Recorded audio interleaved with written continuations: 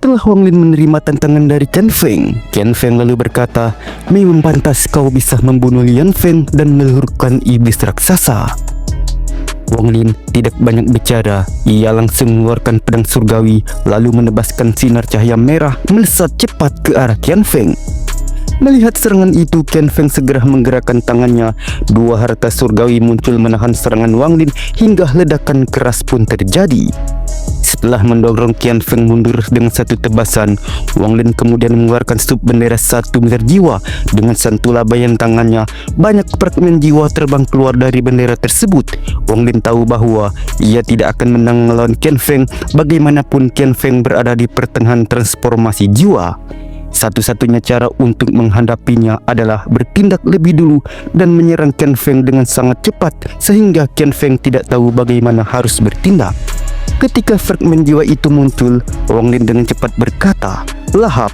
12 jiwa utama dan jutaan jiwa lainnya dengan ganas menyerbu ke arah Qian Feng kemudian mengelilinginya.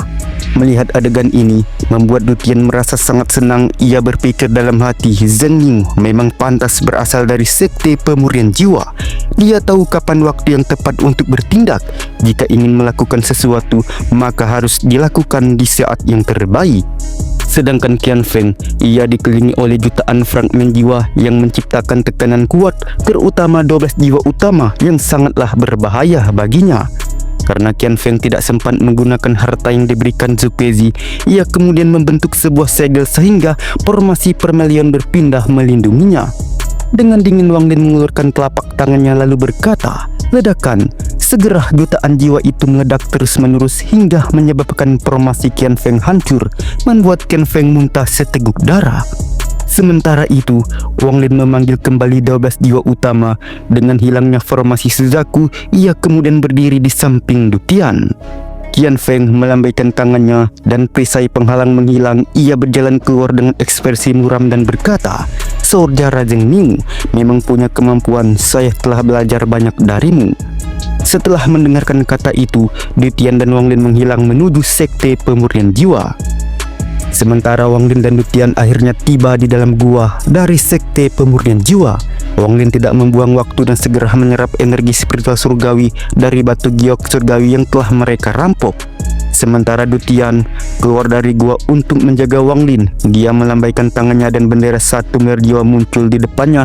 Ia mengeluarkan 1 jiwa utama dan berkata, "Kakak senior, aku tidak tahu apakah keputusan menyerahkan bendera jiwa kepada Zheng Ning adalah hal yang benar atau salah.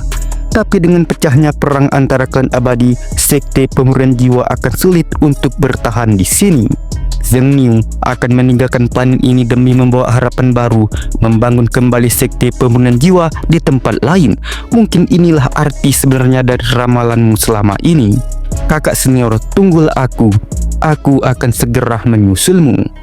Waktu berlalu dan banyak batu giok surgawi telah diserap Wang Lin hingga menjadi debu. Semua energi spiritual surgawi yang diserap Wang Lin tersedot ke dalamnya membentuk inti emas sebelum akhirnya hancur. Semua energi spiritual surgawi di tubuh Wang Lin mendorong jiwa asalnya keluar. Dia bisa melihat semua perubahan yang terjadi pada jiwa asalnya. Tubuh Wang Lin berangsur menjadi transparan ketika energi spiritual surgawi perlahan membentuk meridian di dalam tubuhnya hingga akhirnya tubuh mulai mengeluarkan aura spiritual surgawi yang menembus gua. Du Tian berada di luar gua bisa merasakan hal itu. Ia menunjukkan kekaguman dan berkata, "Langkah pertama menuju transformasi jiwa, menyempurnakan tubuh telah selesai. Saatnya untuk langkah kedua, menyempurnakan jiwa asal." Du Tian ia tahu aura spiritual surgawi bukan hanya akan menarik kedatangan para kultivator, namun juga para fragmen jiwa. Beberapa saat kemudian, satu sosok jiwa yang kuat menerobos masuk, namun Du Tian tidak butuh waktu lama untuk menangkapnya dan memasukkannya ke dalam bendera jiwa. Akan tetapi tiba-tiba suara ledakan keras datang dari formasi pelindung sekte pemurnian jiwa yang hancur. Sosok Zhuge muncul di langit, melancarkan aura tekanan yang sangat kuat. Tubuh Du Tian menghilang dan muncul di langit. Zhuge kemudian berkata, "Du Tian, negara Permilion telah membuat perjanjian dengan sekte pemurnian jiwa. Saat Permilion dalam bahaya, kau harus meminjamkan kami bendera 1 miliar jiwa. Dan aku datang hari ini untuk meminjamkannya." Du Tian menjawab dengan tegas, "Omong kosong, kenapa aku tidak pernah mendengar tentang perjanjian itu dari para leluhur? Pencuri tua, kalau kau memang ingin mengambilnya, datang dan rebut sendiri, tak perlu pakai cara menjijikan ini. Dengan tenang Zulkifli berkata, perjanjian ini dibuat sejak zaman permilihan generasi pertama. Wajar kalau kau tidak mengetahuinya. Aku menemukannya dari catatan kuno. Aku datang bukan untuk mencuri, aku hanya meminjamkannya. Setelah mengatakan itu, Zulkifli mengulurkan tangannya, membentuk tangan merah raksasa yang menekan ke arah Dutian. Melihat hal itu, Dutian melepaskan 1 miliar fragmen jiwa, kecuali jiwa keempat. 35 jiwa utama transformasi jiwa terbang keluar. 35 jiwa utama dengan ganas menyerbu tangan raksasa dan merobeknya hingga hancur. Zulkifli kembali berkata, Dutian, pinjamkan bendera itu selama 10.000 tahun. Setelah 10.000 tahun, aku akan mengembalikannya. Dutian mendengarkan hal itu, ia langsung membentuk segel dan kemudian menunjuk ke arah Zulkifli lalu berkata, pencuri tua, jika kau menginginkannya, kau bisa mencoba merebutnya. Segera semua jiwa mulai bergerak dan membentuk formasi penyatuan jiwa. Zulkifli yang melihat hal itu, dia tidak bisa membiarkan tindakan para jiwa ini berlanjut. Zulkifli mengulurkan tangannya, mengeluarkan bulu merah yang diselimuti api. Zulkifli lalu berkata, api suci Permelion. Muncullah. Teriakan itu menembakkan bola-bola fonik api yang menyebar di seluruh sekte pemurnian jiwa. Serangan tersebut membuat 3 gunung di sekitar langsung meleleh menjadi cairan lava. Ratusan murid dan bahkan 3 tetua formasi jiwa yang bersembunyi di cincin emas tidak dapat melarikan diri dari serangan ini. Pada saat ini, 35 jiwa utama yang hendak melakukan formasi penyatuan jiwa digagalkan oleh api Permelion hingga terbakar dan menjerit kesakitan. Dutian kemudian mengeluarkan 3 batu giok kuno untuk memblokir nyala api. Saat Dutian membentuk segel di tangannya, 35 jiwa utama menghilang dari dalam api dan muncul di depannya. Zulkifli nampak terkejut saat melihat fragmen jiwa berteleportasi.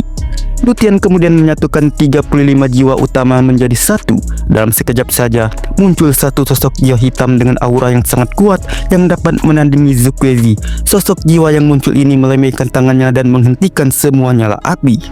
Zulkifli menatap jiwa itu lalu berkata, tidak buruk. Dengan kekuatan itu bisa dianggap sebagai salah satu harta karun terkuat di planet Permelion. Sementara itu, wajah Dutian terlihat sangat pucat. Ia hanya memiliki waktu hidup kurang dari 2 tahun, namun setelah menggunakan teknik penyatuan bendera jiwa mengurangi sisa hidupnya. Dutian lalu mengatakan, leluhur jiwa Askendan, bunuh dia. Begitu mendengar perintah itu, mata jiwa Askendan bersinar tajam. Ia mengangkat tangannya, awan hitam mulai berkumpul di langit mengelilingi jiwa Askendan lalu perlahan membentuk sosok tubuh manusia awan.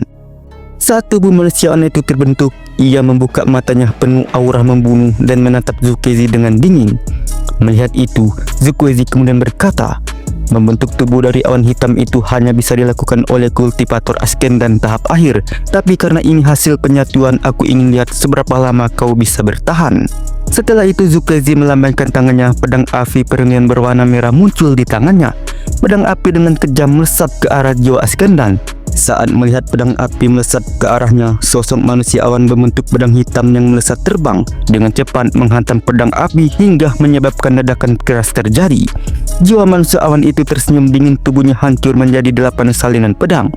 3 di antaranya mengejar pedang Suzaku dan 5 lainnya melesat ke arah Zulkifli. Zulkifli yang melihat serangan pedang itu mengeluarkan sebuah labu dan berubah menjadi labu raksasa. Kekuatan hisap muncul dari labu dan menghisap kelima pedang ke dalamnya.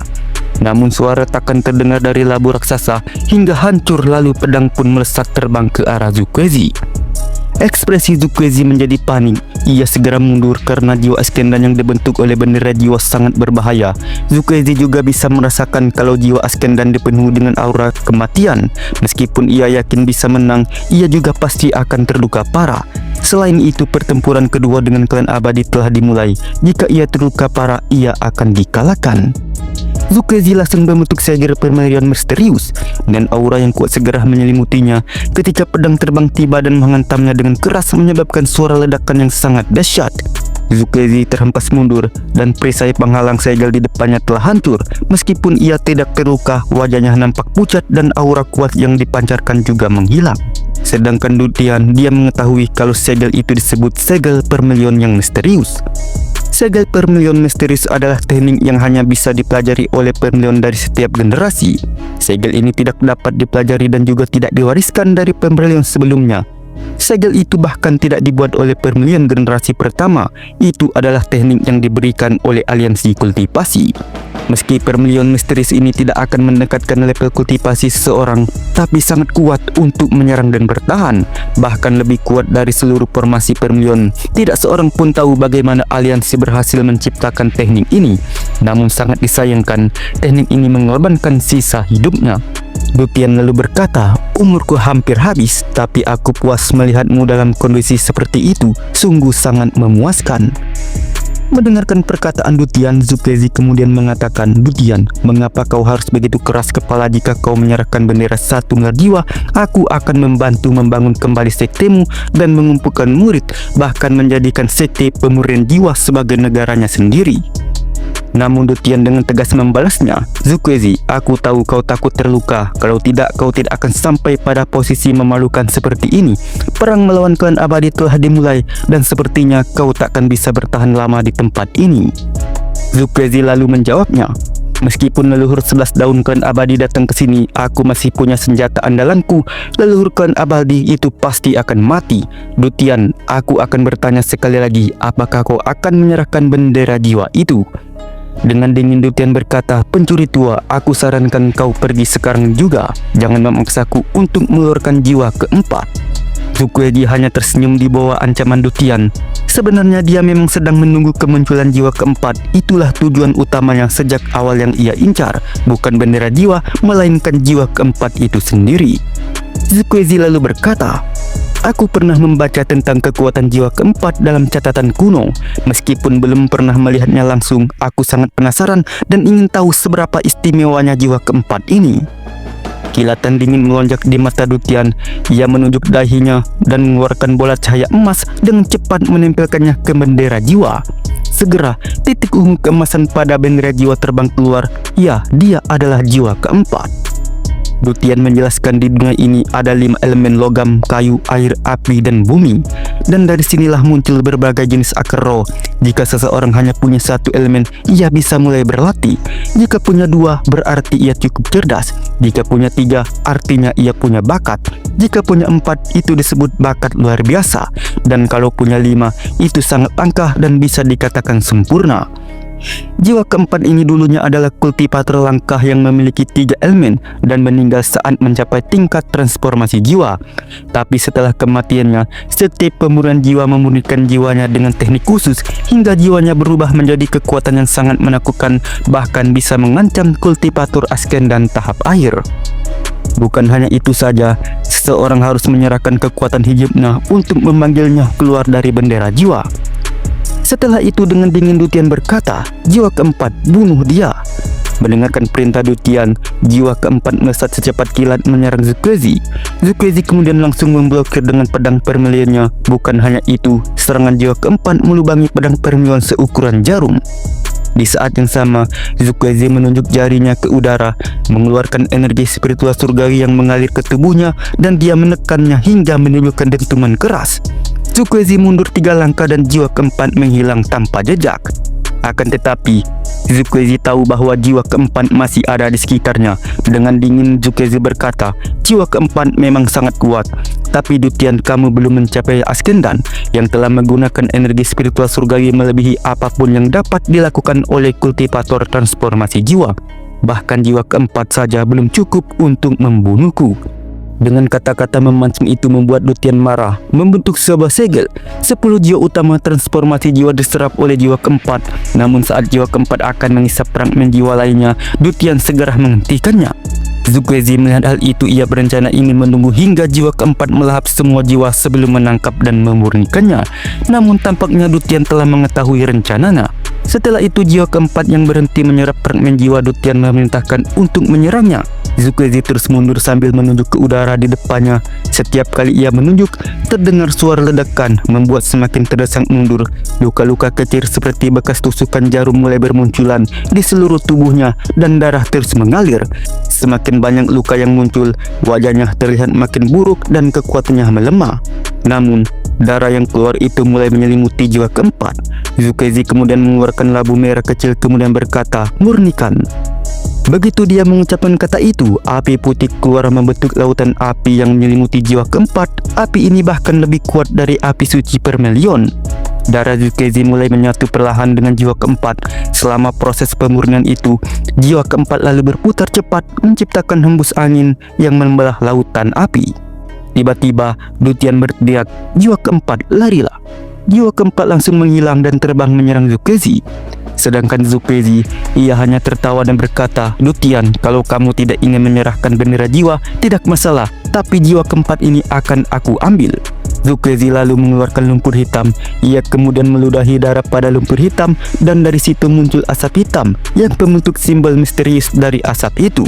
Zukezi berkata dengan serius, "Sebagai generasi Permelion saat ini, aku korbankan 90% dari sisa hidupku untuk menggunakan kekuatan domain berhenti." Setelah itu tangan kanan Zukezi menunjuk ke simbol misterius. Dalam sekejap saja, seluruh area dalam radius 1000 kaki membengkak dan waktu pun berhenti, menyebabkan jiwa keempat dan Lutian berhenti pergerakannya, sedangkan Zukezi langsung menangkap jiwa keempat. Setelah itu domain berhenti pun menghilang, sedangkan Zukezi ia dengan kejam hendak menyerang Lutian. Namun sebelum ia sempat menyentuhnya, tiba-tiba terdengar tawa gelap dari arah gua tempat Wang Lin berada. Ia pun berkata, "Enyahlah." Sosok Wang Lin terbang di atas langit dengan tekanan energi yang sangat kuat. Wajah Zukezi langsung berubah. Ia merasakan rasa sakit dari jiwa asalnya dan juga muncul ketakutan yang belum pernah ia rasakan semenjak menjadi pemimpin Permelion.